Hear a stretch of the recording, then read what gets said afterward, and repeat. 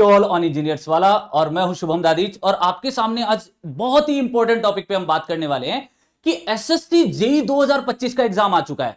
3 तारीख से लेकर 6 तारीख तक आपका एग्जाम होने वाला है और लास्ट आपके पास 5 से 6 दिन बचे हैं या किसी किसी बच्चे के पास 7 दिन, किसी के पास 8 दिन। तो कुछ बच्चे जब मॉक दे रहे हैं तो उनके पास सबसे बड़ी प्रॉब्लम ये आ रही है कि उनके 50 marks, 60 marks, 70 marks, 80 marks, sir हमारे मार्क्स नहीं बढ़ रहे, क्या हम कट ऑफ क्लियर कर पाएंगे? तो ये सबसे बड़ा सवाल चल रहा है हर स्टूडेंट के माइंड में कि हमें लास्ट 7 दिनों के अंदर क्या करना चाहिए, किस तरीके से अपनी प्रोडक्टिविटी इंक्रीज करें जिससे हमें बेटर रिजल्ट मिले और हम कट ऑफ को इजीली क्लियर कर लें। तो आज सारी की सारी बात इसी टॉपिक के अराउंड रहने वाली है। ये कोई सिविल इंजीनियरिंग के सेशन, सिविल इंजीनियरिंग के लिए सेशन नहीं है, ना ही मैकेनिकल के लिए, ना ही इलेक्ट्रिकल के लिए। तीनों ब्रांच का एक कमांड सेशन हमने यहां पर रखा है जिसके बारे में हम यहां पर बात करेंगे। How to increase marks in last 7 days SSC JEE 2025। Last 7 days में आप मार्क्स को किस तरीके से इंक्रीज करोगे इसके बारे में हम बात करेंगे। सेकंड वन कि आपकी क्या स्ट्रेटेजी रहनी चाहिए जिससे आपके मार्क्स है जो अभी तक आपने तैयार किया उसको आप इफेक्टिवली यूटिलाइज कर पाओ, इसके बारे में हम बात करेंगे। तो सबसे पहला पॉइंट कि आपको फोकस रखना है हाई वेटेज सब्जेक्ट पे। हाई वेटेज सब्जेक्ट मतलब आपके जो भी स्कोरिंग सब्जेक्ट्स होते हैं हाई वेटेज है। सिविल इंजीनियरिंग की तो मैं बता सकता हूं कि सिविल इंजीनियरिंग में अगर हम बात करें तो सिविल इंजीनियरिंग के लिए आप बात कर सकते हो बीएमसी की। बीएमसी में कंक्रीट टेक्नोलॉजी भी इंक्लूड हो गई, आपका कंस्ट्रक्शन टेक्नोलॉजी भी इंक्लूड हो गई। साथ ही साथ आप बात कर सकते हो आरसीसी की, आप बात कर सकते हो सोम की, आप बात कर सकते हो सोइल की, एनवायरमेंट की। ये हाई वेटेज वाले सब्जेक्ट है, जैसे एस्टिमेशन कोस्टिंग हुआ, ये हाई वेटेज वाले सब्जेक्ट है। आप इनको प्रायोरिटाइज दो, मतलब इनको प्रायोरिटी पे रखो, इनको सबसे ज्यादा मल्टीपल टाइम रिवीजन करो। और साथ ही साथ अगर मैं इलेक्ट्रिकल में बात करूं तो इलेक्ट्रिकल में 3 सब्जेक्ट है जो मेजर वेटेज रखते हैं। बेसिक इलेक्ट्रिकल हो गया, इलेक्ट्रिकल मशीन हो गया, पावर सिस्टम हो गया। मैकेनिकल के अगर मैकेनिकल में बात करूं तो फ्लूइड मैकेनिक्स का और थर्मोडायनेमिक्स का पोर्शन आपके लिए बहुत ज्यादा वेटेज रखता है, अराउंड 50-60 मार्क्स का रहता है। तो आप टेक्निकल पोर्शन में इस पे फोकस रख सकते हो। साथ ही साथ आप रीजनिंग पे भी फोकस रख सकते हो। रीजनिंग आपका 50 मार्क्स का सर्टेन होता है और हर एक इंजीनियरिंग स्टूडेंट है रीजनिंग पोर्शन उसका बहुत अच्छा होता है। और रीजनिंग पोर्शन में साथ ही साथ अगर हम जनरल स्टडीज की बात करें तो जनरल स्टडीज में भी आप ऐसा ही कुछ इंपॉर्टेंट जो टॉपिक्स है जो लास्ट काफी टाइम से रिवाइज हो रहे हैं या जो नए पैटर्न के अकॉर्डिंग बाकी सारे जो एग्जाम हुए हैं उनको कंपेयर करके आप ये देख सकते हो कि आपके उनके काफी सारे कंपैरिजन के वीडियोज मिल जाएंगे जहां पर आपको ये पता चल जाएगा कि हाई इंपॉर्टेंट जो हाई प्रायोरिटीज के या ज्यादा इंपॉर्टेंस वाले टॉपिक कौन से हैं। तो आप उन्हीं को पढ़ के जाओ। लास्ट 7 दिन में एक्स्ट्रा कुछ मत पढ़ो, नया कुछ मत पढ़ो, क्योंकि गलती क्या करोगे कि यार ये मेरे को टफ लगता है या ये आ सकता है या ये नहीं आएगा, ये सिलेक्शन करने में आप अपना टाइम बर्बाद करोगे। तो इस टाइम को बचाना है, टाइम अभी आपकी मेन प्रायोरिटी है। सेकंड वन, फॉर्मूलाज है वो डेली रिवाइज करो। फॉर्मूला आपके पास हैंडबुक की फॉर्म में मिल जाएगा या काफी सारी शीट की फॉर्म में मिल जाएगा। तो आपके पास जो फॉर्मूलाज हैं आप उसको डेली रिवाइज करो, डेली के डेली, क्योंकि पेपर पैटर्न का कोई भरोसा नहीं है। अब तक 80-20 का रेशियो रहता है, हो सकता है 50-50 का रेशियो हो जाए। तो पेपर पैटर्न अगर चेंज भी हो जाए, फॉर्मूला डायरेक्ट भी पूछ ले तो आप कर पाओ। लो वेटेज या डिफिकल्ट टॉपिक्स को अभी के लिए छोड़ दो यार, अब जितना हो गया उतना कर लिया, जितना पढ़ना था उतना हम पढ़ चुके हैं, अब कुछ नया नहीं पढ़ना है। नेक्स्ट, अगर सेकंड इंपॉर्टेंट पॉइंट की बात करूं, जो पीवाईक्यूज है उनको सॉल्व करो। लास्ट टाइम में पीवाईक्यू आपको ये बताएंगे आपका कौन सा पोर्शन आपने कितना किया है और कौन सा पोर्शन कितना अच्छे से आपको आता है। तो लास्ट 10 इयर्स के एसएससी जेईई के पीवाईक्यूज देख लो।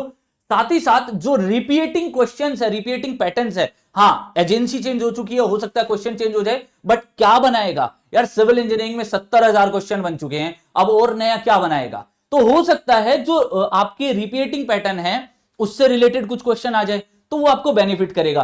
थ्योरी प्लस न्यूमेरिकल के बैलेंस पर फोकस रखना, क्योंकि ऐसा नहीं है कि हम सिर्फ थ्योरी पढ़ के जा रहे हैं, न्यूमेरिकल नहीं पढ़ रहे, या सिर्फ न्यूमेरिकली पढ़ के जा रहे हैं, थ्योरी नहीं पढ़ रहे। तो दोनों पे आपको पूरा पूरा ध्यान देना है, क्योंकि कॉन्सेप्चुअल जब क्वेश्चन बनेंगे वो आपके फॉर्मूला से भी बन सकते हैं, थ्योरी से भी बन सकते हैं, किसी भी चीज से बन सकते हैं। जो पीवाईक्यू की टाइमिंग है उस पर बड़ा फोकस करना है, क्योंकि यहां पर 200 क्वेश्चन 2 घंटे का खेल है, मतलब एक क्वेश्चन में 1 मिनट से भी कम का टाइम मिलने वाला है। इवन रीजनिंग आपका किसी किसी बच्चे का रीजनिंग 50 मिनट तक भी ले लेता है, बट काफी सारे बच्चे जो 35 मिनट में भी कर लेते हैं। तो यहां सारा खेल जो है आपका टाइमिंग से रिलेटेड है। नेक्स्ट, अगर इंपॉर्टेंट पॉइंट की बात करूं, कुछ बच्चे जिनकी तैयारी बहुत अच्छे से हो चुकी है, ये पॉइंट सबको काम में नहीं लेना है, फुल लेंथ मॉक देने वाला वो बच्चे काम में मत लेना जिनकी तैयारी अभी इनकम्प्लीट है। जो बच्चे एकदम तैयारी मल्टीपल टाइम रिवीजन कर चुके हैं वो फुल मॉक टेस्ट लगाओ अच्छे से, और उनमें जो गलतियां आ रही है फुल मॉक का एनालाइज करो। एनालाइज करने के बाद में आपको ये चीज पता चलेगी कि हाँ मेरा ये टॉपिक थोड़ा सा वीक है, उसको जाके रिवाइज कर लो फटाफट। तो आपका डेली एक मॉक टेस्ट देंगे, उसकी जो मिस्टेक्स है उसको इमीडिएटली एनालाइज कर लेंगे और वीक एरियाज को करके उनको रिवाइज सेम डे करके खत्म कर देंगे ताकि नेक्स्ट मॉक में ये गलती नहीं हो। मेंटेन एक्यूरेसी, देखो क्वेश्चंस कम अटेम्प्ट करो डजंट मैटर, बट एक्यूरेसी आपकी 85% से ज्यादा होनी चाहिए। कम का मतलब ऐसा नहीं है सर आपने बोला 200 में से क्वेश्चन कम अटेम्प्ट करने 2 करके आ गए, ये मत करना।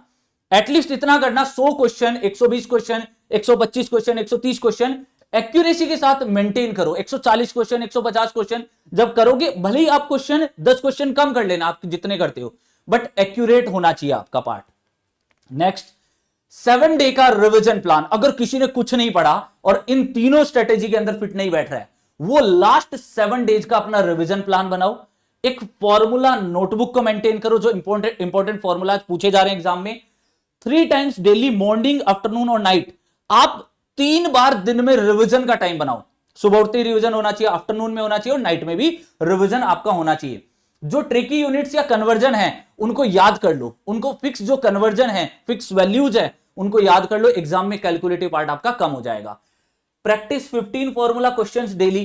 अब यहां पर 15 तो यहां पर क्वांटिटी कमी लगेगी आपको, बट अगर डेली आप 15 भी करोगे ना तो 100 से 150 कॉन्सेप्ट आपके लिए तैयार हो जाएंगे। मतलब एग्जाम जब देने बैठोगे ना तो आपको लैक ऑफ कॉन्फिडेंस कभी नहीं आएगा। इसके बाद बात करें फॉर्मूला रिवीजन स्ट्रेटेजी क्या होनी चाहिए आपकी। बेटा देखो फॉर्मूला रिवीजन की कोई स्ट्रेटेजी नहीं होती, जितने फॉर्मूला के बिहाफ पर जितने नंबर ऑफ न्यूमेरिकल लगा लोगे that is the formula revision strategy. और कुछ नहीं है नया कि फॉर्मूला आपको कोई रटा नहीं सकता, कोई आपको बता नहीं सकता। ठीक है, फॉर्मूले में गलतियां होती है छोटी छोटी, वो मल्टीपल क्वेश्चन लगा के हो सकती है, बट आपके पास अभी लेस टाइम है, तो अगर इस स्ट्रेटेजी को स्किप भी करना चाहते हो, किसी का थ्योरी पार्ट बहुत स्ट्रॉन्ग है और न्यूमेरिकल पार्ट वो लास्ट टाइम में करना चाहता है, तो न्यूमेरिकल पार्ट वो यहां पर फॉर्मूला रिवाइज करके क्वेश्चंस के थ्रू अपना स्ट्रॉन्ग कर सकता है। नेक्स्ट अगर बात करूं तो यहां पर न्यूमेरिकल में अपनी एक्यूरेसी बढ़ाओ। गलतियां कहां होती है कि सर हम मेजर क्वेश्चन तो कर लेते थ्योरी पार्ट, बट जब न्यूमेरिकल करने आते तो वहां हमसे गलतियां हो जाती है। तो वो गलती एक्यूरेसी कैसे मेंटेन होगी, आप किसी किसी चीज की शॉर्ट ट्रिक्स होती है। देखो काफी सारी चीजें होती है, क्लास में हम लोग भी जुगाड़ बताते हैं, आप लोगों ने काफी सारे टीचर से जुगाड़ सीखे होंगे, उन जुगाड़ को अप्लाई करो। जैसे स्ट्रक्चर में मैं बताता हूं आपको, डायरेक्टली इंडिटरमिनेसी निकालने का जुगाड़ बताता हूं, तो वो जुगाड़ को अप्लाई करो। यहां पर आपने जितना टाइम सेव किया उतने ही लेंथी क्वेश्चन में आपको टाइम मिल जाएगा। गैस वर्क टेक्निकल सेक्शन में अवॉइड कर देना, तुक्का मत लगाना। जब 50-50 की बात हो और क्वेश्चंस कम हो रखे हो तब जाके तुक्का लगाना, 2 ही ऑप्शन के बीच में अगर प्रॉब्लम हो तो। ऐसा नहीं चारों में अक्कड़ बक्कड़ बम्बे बोर खेल रहे हो बैठ के वहां पे, वो गलतियां मत करना कि बोले ठीक है कि लिया भगवान का नाम किस पे आ रहा है ABCD, ये गलती हमें बिल्कुल नहीं करनी है। फाइनल स्टेप को एक बार रिकैलकुलेट जरूर कर लेना, क्योंकि क्या होता है कि ए ऑप्शन आपका, आप जहां पे मिस्टेक करने के मेजर चांसेस रहते हैं, ए ऑप्शन उसी से दे दिया, और डी ऑप्शन आपका करेक्ट आंसर रहता है, बट ए आ गया तो आप वहीं पर टिक लगा के चले जाओगे। तो एक बार 5 सेकंड का पॉज देना और लास्ट स्टेप को फाइनली दोबारा कैलकुलेट कर लेना, जिससे आपको बेटर रिजल्ट मिल जाएंगे, एक्यूरेसी बढ़ जाएगी। स्पीड प्लस एक्यूरेसी, ऐसा नहीं है कि एक क्वेश्चन में खो गए, बड़ा सा क्वेश्चन दे रखा है 4 मिनट उसमें चल रही है और हमारे पास एक क्वेश्चन में टाइम कितना है 35 to 40 सेकंड, इससे ज्यादा का टाइम नहीं है। तो अगर कोई क्वेश्चन लेंदी लग रहा है छोड़ दो, आगे बढ़ो। कैलकुलेटिव पार्ट है, बहुत ज्यादा कैलकुलेशन है, छोड़ दो, कैलकुलेटर अलाउ नहीं है, छोड़ दो। तुमने भी छोड़ा है, तुम्हारे दोस्त भी छोड़ेंगे, अब कोई सुपर हीरो होगा वो आके अटेंड कर लेगा, है ना। तो ऐसा तो तुम में से कोई है नहीं कि विदाउट कैलकुलेटर तुम 1 + 0.05 की पावर 20 कैलकुलेट कर रहे हो, ये सारी चीजें तुमसे नहीं होगी।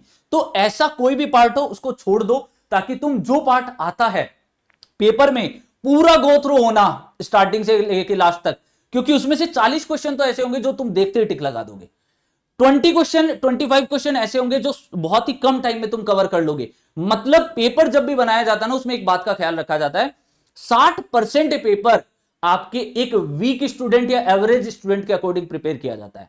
जो रैंकर्स जो बनाते हैं, जो रैंकर्स निकलते हैं, वो 40% के मार्जिन से निकलते हैं। ध्यान देना, रैंकर्स और लास्ट डिजिट जो लास्ट कट ऑफ मार्क्स होते हैं उनमें बहुत ज्यादा डिफरेंस नहीं होता है, तो इस बात का ख्याल रखना है ना। तो यहां पर पूरा का पूरा पेपर देखना जरूर है, कहीं बाद में अफसोस हो पेपर की जब आंसर किया है कि सर ये क्वेश्चन हो सकता था, ये क्वेश्चन गलती कर दी, ये क्वेश्चन हो सकता था। थोड़ा सा पोज देके 1-2 सेकंड एक्स्ट्रा देके अगर कोई क्वेश्चन सही हो रहा है तो उसको मेंटेन करना, ठीक है।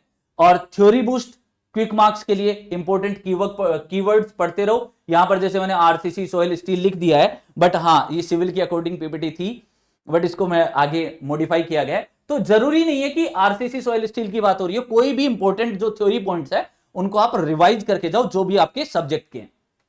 आईएस कोड वैल्यू जो आपकी स्टैंडर्ड वैल्यूज है, जैसे आपकी कोई भी टेबल्स है, वैल्यूज है, कहीं से भी स्टैंडर्ड रेटिंग से जिनकी क्वेश्चन पूछे जाते हैं उनको मेमोराइज कर लो लास्ट दिनों में, वो बहुत बेनिफिट करेंगे। शॉर्ट थ्योरी जो नोट्स दे रखे हैं, वही शॉर्ट नोट सारे बच्चों को दे रखे हैं, सारे सब्जेक्ट के दे रखे हैं, उनको डेली 2 बार रिवाइज कर लो तो भी आपके 60 to 70% क्वेश्चन आपके एग्जाम में बन जाएंगे। डीप कॉन्सेप्ट में अब मत जाना, है ना, नहीं डूब जाओगे, फिर आना अगले साल फिर एसएससी देना या फिर आरआरबी देना। बेटा एक बात कह देता हूं, इस साल जितने एफर्ट के साथ दे रहे हो ना, अगली बार नहीं दे पाओगे, याद कर लेना चाहिए इस बात को। और एग्जाम हॉल में पहली चीज थ्योरी क्वेश्चन को पहले अटेम्प्ट करना, एग्जाम में जब भी देने जाओ थ्योरी क्वेश्चन को सबसे पहले अटेम्प्ट करना। डिफिकल्ट न्यूमेरिकल्स को रिव्यू के लिए छोड़ दो, आता है तो भी रिव्यू के लिए छोड़ दो, लास्ट में हम फटाफट में देखेंगे बाद में। नेगेटिव मार्किंग को अवॉइड करना, गलती यही करते हो, बोले ठीक है कम क्वेश्चन हो रहे हैं लगाता जाता हूं, बाद में पता चलता है हाँ मेरे ठीक ठाक क्वेश्चन हुए तो थे, अगर मैं नेगेटिव नहीं करता तो मेरे मार्क्स बन जाते। मेंटेन अपनी जो एकदम शांत रह के काम करना है ना, ऐसा नहीं है कि आनन फानन में गलतियां कर रहे हो, छोटी छोटी सिली मिस्टेक जिनको बोलते हैं उनको अवॉइड करनी है। सबसे इंपॉर्टेंट चीज है कि शांत मन से जब एग्जाम हॉल में जाओ ना, लास्ट मिनट में ये छोड़ देना सिलेक्शन होगा या नहीं होगा, आप अपना जब एग्जाम हॉल से बाहर निकलो ना, आपके मन को ये शांति होनी चाहिए कि सर मैं जितना पढ़ के गया था उसमें से सारा पेपर मुझसे हो गया। यही सबसे बेस्ट आउटपुट आपको निकाल के देगा। एंड लास्ट फाइनल जो मेरी तरफ से एडवाइस है, आपने जो अभी तक तैयारी की है उस पर भरोसा करो। जरूरी है अपने आप पे भरोसा, नहीं करोगे तो ये वीकनेस है जो आपके माइंड में खटकती रहेगी और एग्जाम हॉल में आपके माइंड का प्रेशर बढ़ाएगी और जिससे आपके क्वेश्चंस गलत होंगे। आपका जो स्ट्रेंथ पार्ट है उस पर फोकस करो, लास्ट 7 दिनों में आपकी जो स्ट्रेंथ है उस पर फोकस करो, वीकनेस को भूल जाओ। जो प्लान है आपका, जो भी देखो मैंने अपने अकॉर्डिंग बताया है, ठीक है, आपका जो भी प्लान बना रखा, आपने 7 दिन का जो भी बना रखा है, आपने जो वीक एरिया कवर करने का या इधर रिवीजन का जो भी प्लान बना रखा, उसको स्ट्रिक्टली फॉलो करो। 7 दिन में आलस छोड़ो, बाबू छोड़ो और सिलेक्शन ले लो। बात समझ में आ गई? तो इस बात का ख्याल रखना, आपके इजीली ये कह रहा हूं, अगर आपके अभी 50 मार्क्स आ रहे हैं तो आपके 100 मार्क्स आ जाएंगे, 70 आ रहे हैं 140 आ जाएंगे। ये छोटी छोटी माइनर जो मिस्टेक्स हैं उसको अवॉइड करना है, उसको अवॉइड करके ही आप अपने मार्क्स को एनहेंस कर सकते हो, मल्टीपल टाइम रिवीजन करके। और ये था आपका कि आप अपने मार्क्स को किस तरीके से इंक्रीज कर सकते हो एसएससी जेई में। इस बार जो एग्जाम होने वाला है बिल्कुल नए पैटर्न पे होने वाला है, तो बेटा ना इसके अंदर आपको कुछ खास बातों का बिल्कुल ध्यान रखना है, गलतियां नहीं करनी, एकदम शांत रहना, आराम से पेपर करना। पेपर टफ है सबके लिए, इजी है सबके लिए, परेशान बिल्कुल नहीं होना, है ना, बिल्कुल अच्छे से तैयारी करो।